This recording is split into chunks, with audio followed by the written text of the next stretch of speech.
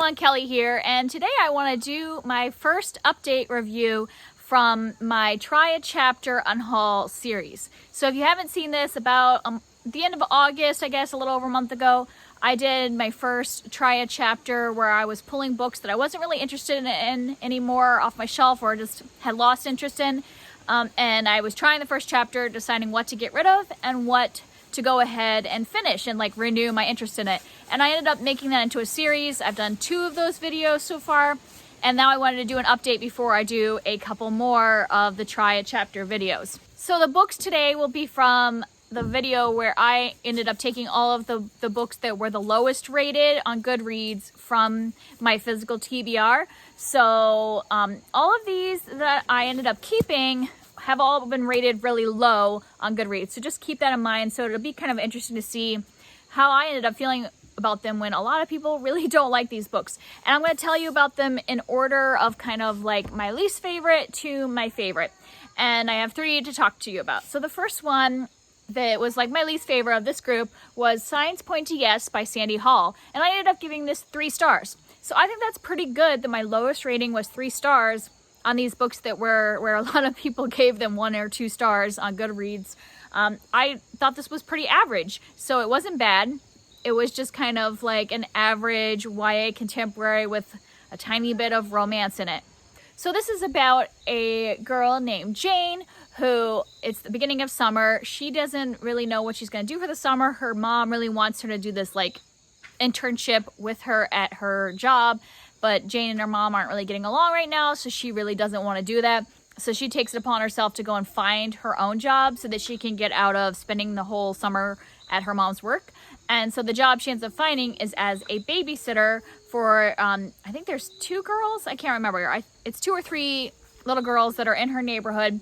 And it turns out that that is the family. The older brother has a connection to Jane, like this is around the same age as Jane, and they used to like know each other, but it's kind of a weird connection. So the boy, Tio, his best friend, hates Jane.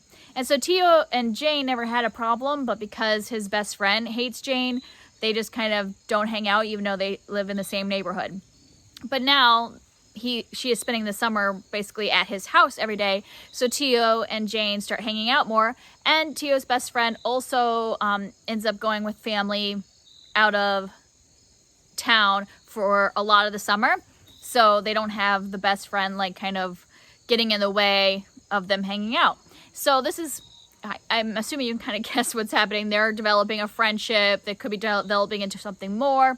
But there are some also family issues going on, which I like when there's family issues and not just like romance in a young adult book. They don't tell you on the back what is going on with Tio, but he has some serious things that are going on. And Jane is kind of trying to help him with those things. But sorry, I'm looking at my daughter, making sure she's not messing around. So I'm not going to spoil what his issues are, but yeah, there is a lot of like things that might be annoying to some people, like miscommunication stuff. And I don't like miscommunication, but it makes more sense to me in a high school book because high schoolers are just learning how to do that communication and how to figure out how to express themselves and things like that. So I didn't mind the way it was dealt with in this book. I like that there were issues with family. Like Jane is also dealing with issues obviously with her mother, and then her older sister she kind of feels is very perfect, but then her sister reveals to her that she has some things that make her not seem perfect in her parents' eyes anymore. And so there is a lot of family stuff, which I enjoy. So I gave this a 3 stars average. I didn't think it was fantastic. Like, nothing about this was like, super great. Like, the characters were all kind of just fine. In the middle, I don't really remember much detail about them, and it was only been a month, so that'll tell you it wasn't like stand out, and like it wasn't like a super cutesy romance. So if you're going into this for a super cutesy romance, it's not that. It's focused more on building a friendship first. But if you like more friendship centered romance, maybe you would like that.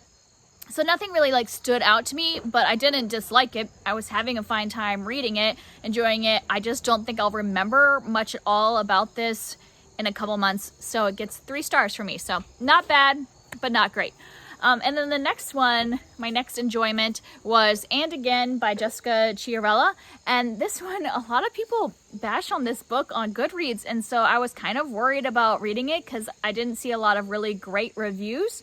But I had heard somebody review this on BookTube 2 years ago, and I just found it really interesting of the concept, so I want to pick it up. And I don't think I fully understand why it gets such bad ratings. Like, I feel like it should be polarizing. I understand why people don't like it, and I'll explain that, but I feel like there should be more people that really like it too, because it's a really interesting concept. So this is kind of a speculative fiction book. Like, I would just call it straight out sci-fi, except for it's very focused on the people and the characters, so it's not really just focused on the sci-fi kind of stuff. It's more like if you took literary fiction and just add a speculative element. So what this is about is that we are at a point where clones of human beings are possible, and they are trying to like do this project where if a body is like terminally ill from something like cancer or something like that, they can take and make a clone of your body and then take your mind and consciousness and basically put it in a cloned body, and get rid of your diseased body. And they're trying to get FDA approval about this procedure, so they're doing experiments, and this book is about 4 people that are part of the experiment process. So they're one of the first people that are getting this pilot program. I'm trying to think of what it's called. It doesn't say on the back. I know it has a name to it. I don't remember what the name is. But yeah, so they're part of this pilot program to get approved by the FDA. So we're following 4 perspectives in this book. All 4, we start at the very beginning as they are waking up in their brand new body, and just following them through a whole year. This takes like it'll be like the first one is August, and then the next one might be like November, and then so we hit like 4 different times during the year that we follow their lives and see how things are going in their first year in this new body. And I just thought the concept of this is really interesting. It explores a lot of different things. Like, when you think about the fact that it is your same body, like it's a complete clone of yourself, but without all the wear and tear of your years. So like, for example, if you're 50 years old when you're being transplanted, suddenly you won't have any wrinkles or like scars from that incident that happened when you were 15, or tattoos, any of that stuff that might make up your personality in your body is completely gone. So even though they've aged your body to the age that you are, you're not showing those signs of human aging, really. So people were kind of confused of like, when they saw these people, are they young? Are they older? Do they have really great plastic surgery? That's the kind of feeling, and it just would be weird to suddenly be in your body that doesn't have all those memory points from your past. Like, one of the people in here had a lot of tattoos before she had the procedure, and then she had the thought of like, do I just go and get those tattoos again? But would they really mean the same thing to me in this new time, because I'm not at the time in my life when I felt compelled to get that tattoo? Like, what would it mean to just get them all again, or should I get fresh tattoos that mean new things to me now?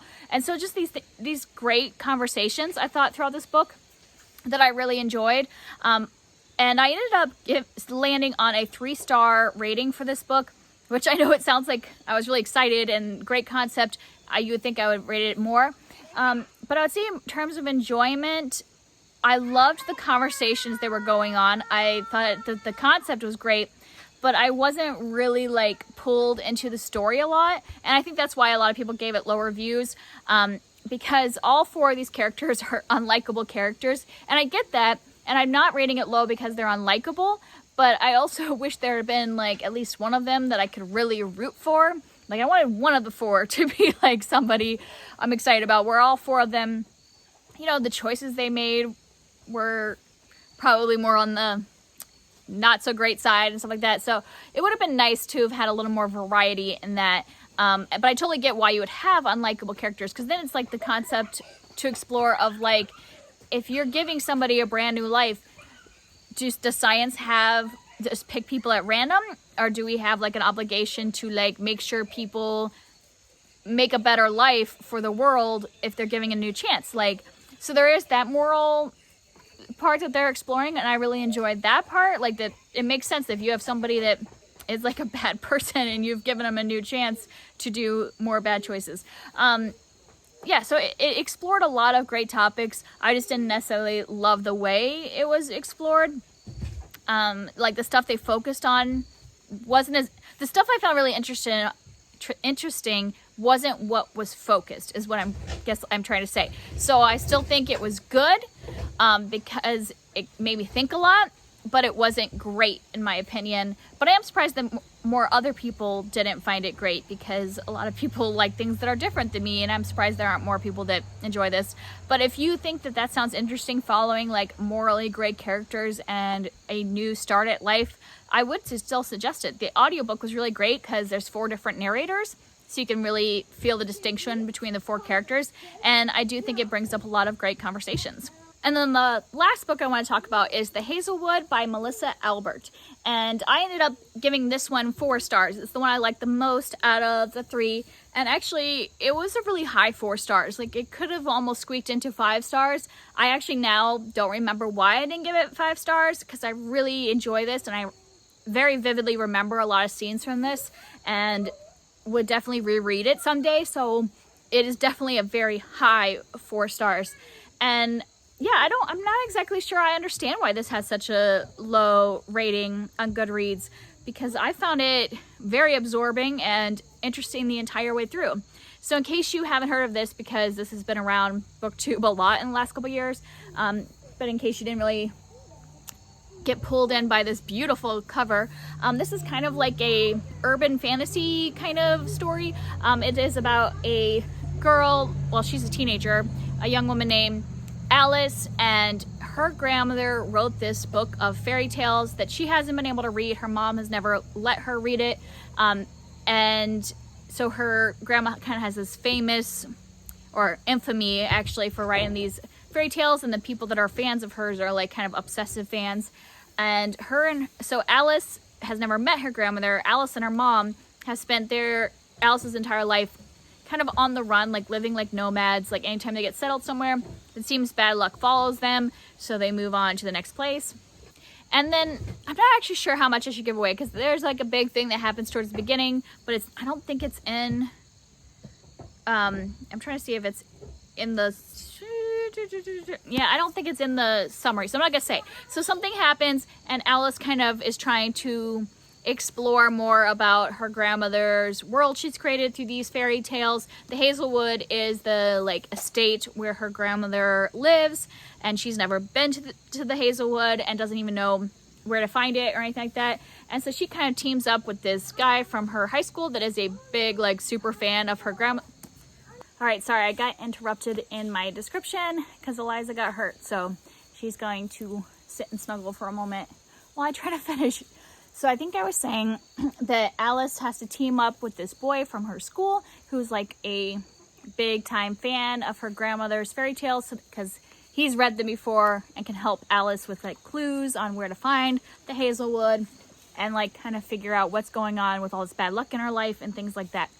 And I just thought this was so interesting.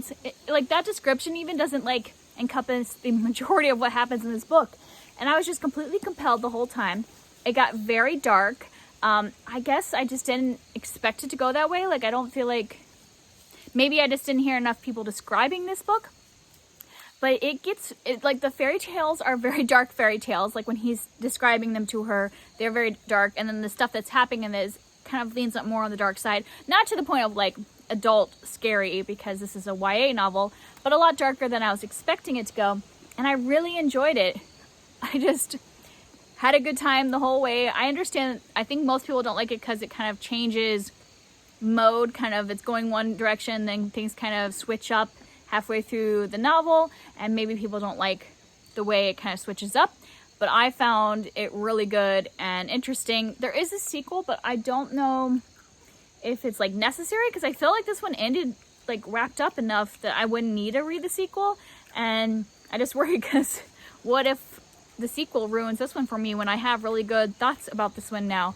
And this is such a beautiful book. I'm glad I'm going to be able to keep this. So I really enjoyed this. So like from that video of like lowest rated, all 3 of these I enjoyed. I mean, 2 of them were 3 stars, but I would say And Again was a very high 3-star, and the Hazelwood was an almost 5-star.